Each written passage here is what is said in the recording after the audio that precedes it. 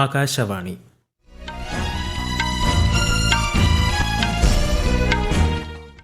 നമസ്കാരം. വാർത്തകൾ വായിക്കുന്നത് ഹരിഷ്ണ.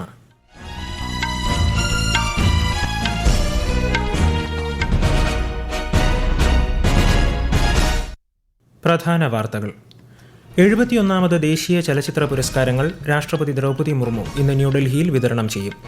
ചലച്ചിത്രതാരം മോഹൻലാൽ 2023 ദാദാ സാഹിബ് ഫാൽക്കെ പുരസ്കാരം ഏറ്റുവാങ്ങും.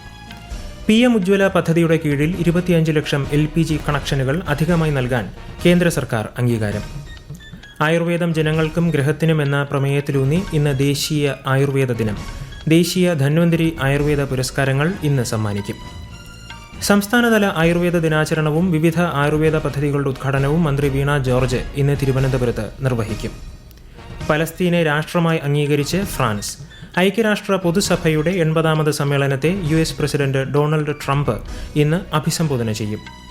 കൊളംബോയിൽ നടന്ന അണ്ടർ-17 സാഫ് ഫുട്ബോൾ ചാമ്പ്യൻഷിപ്പിൽ ഇന്ത്യ സെമിയിൽ കടന്നു. വാർത്തകൾ വിശദമായി. 71ാമത് ദേശീയ ചലച്ചിത്ര പുരസ്കാരങ്ങൾ ഇന്ന് ന്യൂഡൽഹിയിലെ വിഗ്യാൻ ഭവനിൽ രാഷ്ട്രപതി ദ്രൗപദി മുർമു വിതരണം ചെയ്യും. ജവാൻ, 12th ഫെയിൽ എന്നീ ചിത്രങ്ങളിലെ അഭിനയത്തിന് മികച്ച നടനുള്ള പുരസ്കാരം ഷാറൂഖ് ഖാനും വിക്രാന്ത് മാസിക്കും സമ്മാനിക്കും. റാണി മുഖർജിക്കാണ് മികച്ച നടിക്കുള്ള പുരസ്കാരം. മികച്ച സഹനടനുള്ള പുരസ്കാരം വിജയരാഘവനും സഹനടിക്കുള്ള അവാർഡ് ഊർവശിയും ഏറ്റുവാങ്ങും. ചടങ്ങിൽ നടൻ മോഹൻലാലിന് 2023 ദാദാ സാഹിബ് ഫാൽക്കെ പുരസ്കാരം സമ്മാനിക്കും.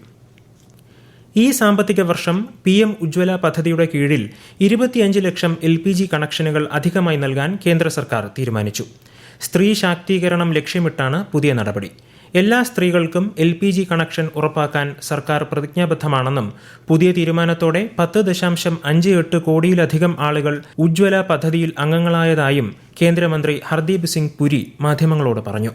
बहनों को 25 लाख अधिक उज्ज्वला कनेक्शन मिलेंगे. ये योजना 2016 में जिसकी शुरुआत हुई थी उसमें 10 करोड़ 30 लाख ऑलरेडी थे. अभी मिलके मुझे लगता है ये 10 करोड़ 60 लाख तक चले जाएंगे. अलग अलग वर्गों से डिमांड थी कि उज्ज्वला कनेक्शन बढ़ने चाहिए, तो मुझे बहुत ही खुशी है कि आज इस शुभ अवसर पर ये एडिशनल बेनिफिट हमारी बहनों को मिलेगा. 10ാമത് ദേശീയ ആയുർവേദ ദിനം രാജ്യത്ത് ഇന്ന് വിപുലമായ പരിപാടികളോടെ ആഘോഷിക്കും. ഗോവയിലെ ഓൾ ഇന്ത്യ ഇൻസ്റ്റിറ്റ്യൂട്ട് ഓഫ് ആയുർവേദയിൽ കേന്ദ്ര സഹമന്ത്രി പ്രതാപ് റാവു ജാദവ് ഉദ്ഘാടനം ചെയ്യും. കേന്ദ്ര സഹമന്ത്രി ശ്രീപാദ് യെസ്ലോ നായിക് ചടങ്ങിൽ പങ്കെടുക്കും. ആയുർവേദം ജനങ്ങൾക്ക്, ആയുർവേദം ഗ്രഹത്തിന് എന്നതാണ് ഈ വർഷത്തെ പ്രമേയം. 2025 ദേശീയ ധന്വന്തരി ആയുർവേദ പുരസ്കാരങ്ങൾ ഇന്ന് സമ്മാനിക്കും. 10ാമത് ആയുർവേദ ദിനാചരണത്തിന്റെ സംസ്ഥാനതല ഉദ്ഘാടനം മന്ത്രി വീണ ജോർജ് ഇന്ന് വൈകിട്ട് തിരുവനന്തപുരത്ത് നിർവഹിക്കും.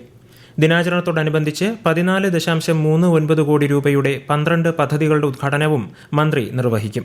VK പ്രശാന്ത് MLA ചടങ്ങിൽ അധ്യക്ഷത വഹിക്കും. GST പരിഷ്കാരങ്ങൾ നിലവിൽ വന്നതോടെ നിത്യോപയോഗ സാധനങ്ങൾ ഉൾപ്പെടെ 400-ലധികം ഉൽപ്പന്നങ്ങൾക്ക് വില കുറഞ്ഞു. പുതുതലമുറ GST പരിഷ്കാരങ്ങളുടെ ഏറ്റവും വലിയ ഗുണഭോക്താക്കൾ സ്ത്രീകളായിരിക്കുമെന്നും പുതിയ പരിഷ്കാരങ്ങൾ പ്രതിമാസ ഗാർഹിക ചെലവുകൾ ലഘൂകരിക്കുകയും സമ്പാദ്യം വർദ്ധിപ്പിക്കുകയും ചെയ്യുമെന്നും പ്രധാനമന്ത്രി നരേന്ദ്രമോദി പറഞ്ഞു. UN പൊതുസഭാ സമ്മേളനത്തിൽ പങ്കെടുക്കാൻ ന്യൂയോർക്കിലെത്തിയ വിദേശകാര്യമന്ത്രി S Jaishankar US state secretary Marco റൂബിയോയുമായി കൂടിക്കാഴ്ച നടത്തി. സമകാലിക പ്രാധാന്യമുള്ള നിരവധി ഉഭയകക്ഷി അന്തർദേശീയ വിഷയങ്ങൾ കൂടിക്കാഴ്ചയിൽ ചർച്ചയായതായി ശ്രീ ജയശങ്കർ സമൂഹമാധ്യമത്തിൽ കുറിച്ചു. ഇന്ത്യയിലേക്കുള്ള നിയുക്ത US അംബാസിഡർ സെർഗിയോ ഗോറുമായും അദ്ദേഹം കൂടിക്കാഴ്ച നടത്തി. തിരുവനന്തപുരത്തെ നവരാത്രി ആഘോഷങ്ങൾക്ക് തുടക്കമായി. 3 ദിവസം നീണ്ട ഘോഷയാത്രയോടെ നവരാത്രി വിഗ്രഹങ്ങൾ തലസ്ഥാനത്തെത്തി. പത്മനാഭസ്വാമി ക്ഷേത്രം സ്ഥാനി രാമവർമ്മ വിഗ്രഹങ്ങളെ വരവേറ്റു. തുടർന്ന് ഉടവാൾ ഏറ്റുവാങ്ങി. പത്മതീർത്ഥക്കുളത്തിലെ ആറാട്ടിനു ശേഷം സരസ്വതി ദേവിയെ നവരാത്രി മണ്ഡപത്തിൽ പൂജയ്ക്കിരുത്തി. വേളിമല കുമാരസ്വാമിയെ ആര്യശാല ദേവീക്ഷേത്രത്തിലേക്കും 300 നങ്കയെ ചെന്തിട്ട ദേവീക്ഷേത്രത്തിലേക്കും കൊണ്ടുപോയി. ഒക്ടോബർ 2 പൂജയെടുപ്പ്. ഈ വാർത്തകൾ ആകാശവാണിയിൽ നിന്ന്. ആകാശവാണി വാർത്തകളും വാർത്താ അധിഷ്ഠിത പരിപാടികളും All India Radio News Thiruvananthapuram YouTube ചാനലിലും @all India Radio News Thiruvananthapuram Facebook പേജിലും AIR ന്യൂസ് തിരുവനന്തപുരം ഇൻസ്റ്റഗ്രാം അക്കൌണ്ടിലും @AIR ന്യൂസ് TVM X ഹാൻഡിലും ലഭ്യമാണ്. സ്റ്റാർട്ടപ്പ് കോൺക്ലേവ് 2025 കേന്ദ്ര ആഭ്യന്തരമന്ത്രി അമിത്ഷാ ഗുജറാത്തിലെ ഗാന്ധിനഗറിൽ ഇന്ന് ഉദ്ഘാടനം ചെയ്യും. സംസ്ഥാന വിദ്യാഭ്യാസ വകുപ്പ് സംഘടിപ്പിക്കുന്ന 2 ദിവസത്തെ പരിപാടിയിൽ 1000-ലധികം സ്റ്റാർട്ടപ്പുകൾ, 100 വ്യവസായ ഉപദേഷ്ടാക്കൾ തുടങ്ങിയവർ പങ്കെടുക്കും. Startup India, electronics information technology മന്ത്രാലയം തിരഞ്ഞെടുത്തവ ഉൾപ്പെടെ 20 സംസ്ഥാനങ്ങളിൽ നിന്നുള്ള 170-ലധികം സ്റ്റാർട്ടപ്പുകളും പ്രതിരോധ മികവിനുള്ള നൂതനാശയങ്ങളും കോൺക്ലേവിൽ പ്രദർശിപ്പിക്കും.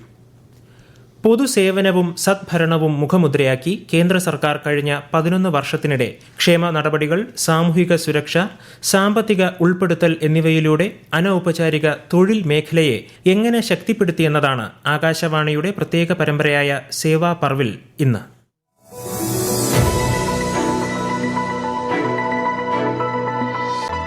GDP-യിൽ ഏകദേശം 45% സംഭാവന നൽകുന്ന അനൗപചാരിക മേഖല ഇന്ത്യൻ സമ്പദ് വ്യവസ്ഥയിൽ ഒരു പ്രധാന പങ്കാളിയാണ്. സർക്കാർ പദ്ധതികൾ അസംഘടിത മേഖലയിൽ പ്രവർത്തിക്കുന്നവരെ ശാക്തീകരിച്ചു. PM സ്വനിധി പദ്ധതി വഴിയോര കച്ചവടക്കാർക്ക് പ്രവർത്തന മൂലധന വായ്പ സുഗമമാക്കി.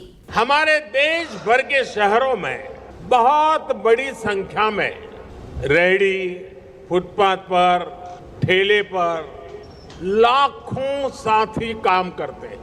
ये वो साथी हैं जो स्वाभिमान से मेहनत करके अपने परिवार का पालन पोषण करते हैं.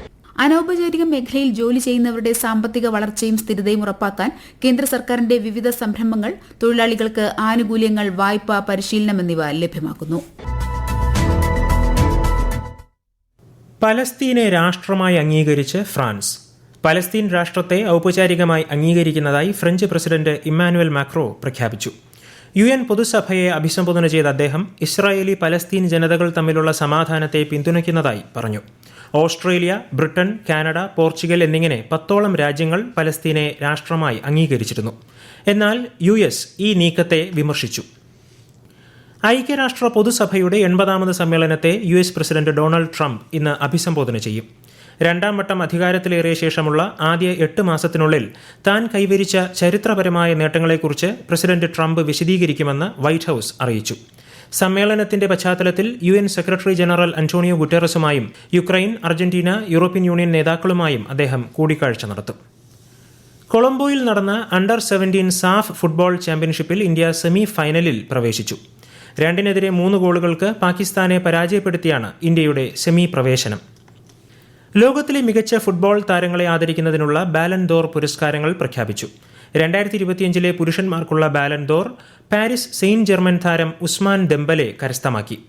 വനിതാ വിഭാഗത്തിൽ ബാഴ്സലോണയുടെ ഐറ്റണ ബോൺമാഥി തുടർച്ചയായ 3ാം ബാലൻ ദോർ നേടി ചരിത്രം കുറിച്ചു. ഏഷ്യാകപ്പ് ക്രിക്കറ്റിൽ ഇന്ന് പാകിസ്ഥാൻ ശ്രീലങ്കയെ നേരിടും. രാത്രി 8-ന് അബുദാബി ഷെയ്ഖ് സയ്യിദ് സ്റ്റേഡിയത്തിലാണ് മത്സരം. ഇന്ത്യ ബംഗ്ലാദേശ് പോരാട്ടം നാളെയാണ്. നിലവിൽ ഗ്രൂപ്പ് എയിൽ 6 പോയിന്റുമായി 1ാം സ്ഥാനത്താണ് ഇന്ത്യ. അസം ഗായകൻ സുബീൻ ഗാർഗിന്റെ സംസ്കാരം ഇന്ന് ഉച്ചകഴിഞ്ഞ് ഗുവാഹത്തിയിൽ നടക്കും. ദശലക്ഷക്കണക്കിന് ജനങ്ങളാണ് തങ്ങളുടെ പ്രിയ ഗായകന് ആദരാഞ്ജലികൾ അർപ്പിക്കാൻ എത്തുന്നത്. ഒരു വിഭാഗം ജനങ്ങളുടെ ആവശ്യപ്രകാരം സുബീൻ ഗാർഗിന്റെ മൃതദേഹം ഇന്ന് വീണ്ടും പോസ്റ്റ്മോർട്ടം ചെയ്യുമെന്ന് അസം മുഖ്യമന്ത്രി ഹിമന്ത ബിശ്വ ശർമ്മ പറഞ്ഞു. കേന്ദ്ര സർക്കാരിനെ പ്രതിനിധീകരിച്ച് കേന്ദ്രമന്ത്രി കിരൺ റിജിജു സംസ്കാര ചടങ്ങിൽ പങ്കെടുക്കും. നിയമവിരുദ്ധ സംഘടനയായ നാഷണൽ സോഷ്യലിസ്റ്റ് കൗൺസിൽ ഓഫ് നാഗാലാൻഡിന്റെ നിരോധനം 5 വർഷത്തേക്ക് കൂടി നീട്ടി കേന്ദ്ര സർക്കാർ. നിരോധനം ഈ മാസം 28 മുതൽ പ്രാബല്യത്തിൽ വരും. രാജ്യത്തിന്റെ പരമാധികാരത്തിനും അഖണ്ഡതയ്ക്കും ഹാനികരമായ പ്രവർത്തനങ്ങളിൽ അസോസിയേഷൻ പങ്കാളിയാണെന്ന് ആഭ്യന്തര മന്ത്രാലയം പുറത്തിറക്കിയ വിജ്ഞാപനത്തിൽ പറഞ്ഞു. സ്വച്ഛതാ ഹി സേവ ക്യാമ്പയിനിന്റെ ഭാഗമായി സെൻട്രൽ ബ്യൂറോ ഓഫ് കമ്മ്യൂണിക്കേഷന്റെ സംയോജിത ബോധവൽക്കരണ പരിപാടിയുടെ മുന്നോടിയായി തിരുവനന്തപുരം വേളിയിൽ കടൽ തീര ശുചീകരണ യജ്ഞം സംഘടിപ്പിച്ചു. തിരുവനന്തപുരം ഗവൺമെന്റ് എഞ്ചിനീയറിംഗ് കോളേജിലെ വിദ്യാർത്ഥികൾ, NCC, NSS വോളണ്ടിയർമാർ എന്നിവർ പങ്കെടുത്തു. പ്രധാന വാർത്തകൾ വീണ്ടും. 71ാമത് ദേശീയ ചലച്ചിത്ര പുരസ്കാരങ്ങൾ രാഷ്ട്രപതി ദ്രൗപദി മുർമു ഇന്ന് ന്യൂഡൽഹിയിൽ വിതരണം ചെയ്യും. ചലച്ചിത്ര താരം മോഹൻലാൽ 2023 ദാദാ സാഹിബ് ഫാൽക്കെ പുരസ്കാരം ഏറ്റുവാങ്ങും. PM ഉജ്ജ്വല പദ്ധതിയുടെ കീഴിൽ 25 ലക്ഷം LPG കണക്ഷനുകൾ അധികമായി നൽകാൻ കേന്ദ്ര സർക്കാർ അംഗീകാരം. ആയുർവേദം ജനങ്ങൾക്കും ഗ്രഹത്തിനും എന്ന പ്രമേയത്തിലൂന്നി ഇന്ന് ദേശീയ ആയുർവേദ ദിനം. ദേശീയ ധന്വന്തരി ആയുർവേദ പുരസ്കാരങ്ങൾ ഇന്ന് സമ്മാനിക്കും. സംസ്ഥാനതല ആയുർവേദ ദിനാചരണവും വിവിധ ആയുർവേദ പദ്ധതികളുടെ ഉദ്ഘാടനവും മന്ത്രി വീണ ജോർജ് ഇന്ന് തിരുവനന്തപുരത്ത് നിർവഹിക്കും. പലസ്തീനെ രാഷ്ട്രമായി അംഗീകരിച്ച് ഫ്രാൻസ്. ഐക്യരാഷ്ട്ര പൊതുസഭയുടെ 80ാമത് സമ്മേളനത്തെ US പ്രസിഡന്റ് ഡൊണാൾഡ് ട്രംപ് ഇന്ന് അഭിസംബോധന ചെയ്യും. കൊളംബോയിൽ നടന്ന അണ്ടർ 17 സാഫ് ഫുട്ബോൾ ചാമ്പ്യൻഷിപ്പിൽ ഇന്ത്യ സെമിയിൽ കടന്നു. വാർത്തകൾ കഴിഞ്ഞു. അടുത്ത വാർത്താ പ്രക്ഷേപണം ഉച്ചയ്ക്ക് 12:30.